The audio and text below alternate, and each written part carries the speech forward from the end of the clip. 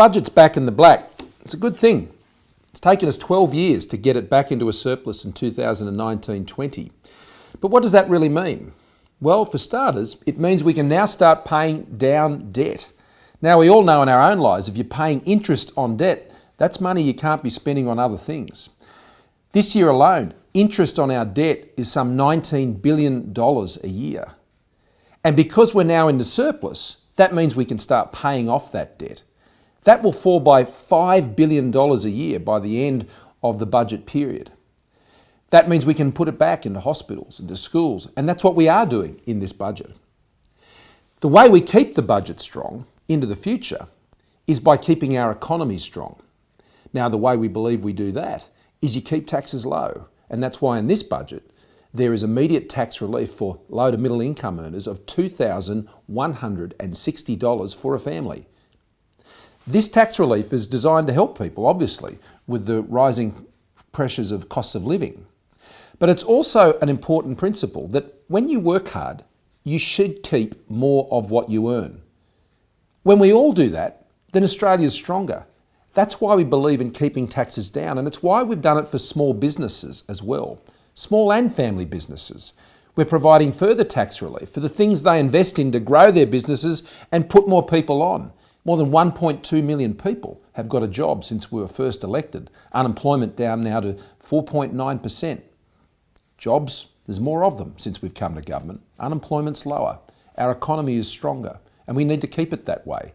That's why we've announced a $500 million package to ensure that people have the skills they need. Not just the 80,000 new apprentices that we're funding out of this budget, but ensure that people right throughout their lifetime can adjust and change their skills to meet with the different demands that are coming on in a very modern economy. $100 billion in infrastructure. Yeah, I know it sounds like a lot, and it is a lot, but it's where you invest it that makes the big difference. We're making our roads safer, but we're also decongesting our cities. If you're living in the suburbs of Sydney and Melbourne or southeastern Queensland, what you know is as the population pressures come on, it really is robbing you of time. We want to give you that time back by investing in the projects, the congestion-busting projects, which get you home sooner or safer, and to work sooner and safer. And if you're a trader, you can spend time on site, not sitting in a traffic jam. That's what our congestion-busting infrastructure projects are all about. And out there in the regions and the rural parts of Australia, it's about making those roads safer and connecting those areas to our major cities so you can get your products to market, to ports, and off to our overseas markets. That's how we keep our economy strong. And when we do that, our budget stays in surplus. And there's incentive for Australians to go out there and have a go and get a fair go when they have that go.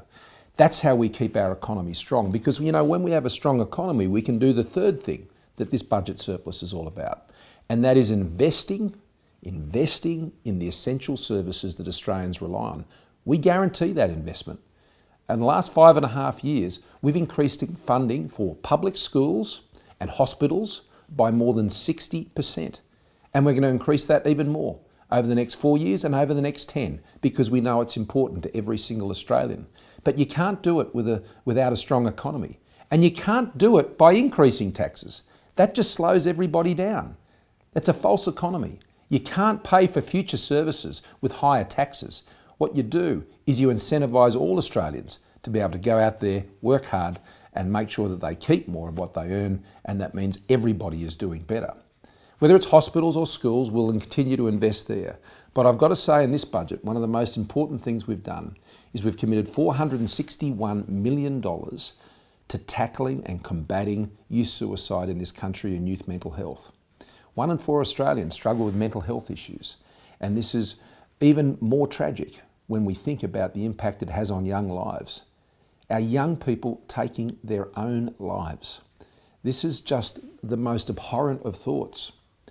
And by expanding the Headspace network and through many other initiatives that are part of this serious plan to tackle this issue, this is being made possible by a stronger economy and getting our budget on track. But it's not just in that area. More than 2,000 new drugs have been listed on the Pharmaceutical Benefits Scheme. Affordable medicines for all Australians. Skin cancer drugs, breast cancer, ovarian cancer, lung cancer, leukemia. All of these New drugs coming on not just to save lives, but to change lives and improve the quality of life. We're investing in cancer research with new centres in Sydney and in Melbourne, and they treat patients from all over the country. I know, I've met them. I've sat with them, I've talked to them about their treatments that we're also supporting. These are the essential services Australians rely on. Support for carers, making sure that we're funding 4-year-olds at preschool so they get the best possible start in life. All of this is about the dividend, what you gain from a stronger economy. It's not some piece of paper, it's not some trophy on a shelf, it's not something politicians talk about. The economy is what you live in, and we wanted a stronger economy for you and your family to live in over the next 10 years, to realise your hopes, your ambitions for you and your family. This budget, it's all about a fair go for those who have a go. And in this document, you'll find the plan that will help you achieve that. And we're really pleased that we've been able to deliver it.